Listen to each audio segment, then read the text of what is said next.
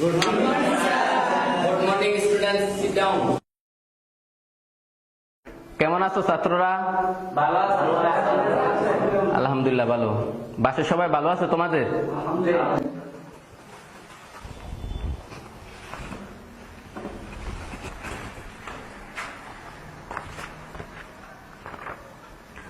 কালকের পড়া কি ছিল? তোমরা বাসায় রিভিশন দিছো? এখন আবার দেখো, দেখে আমাকে 5 মিনিটের ভিতরে পড়া সবাই শোনাইবা।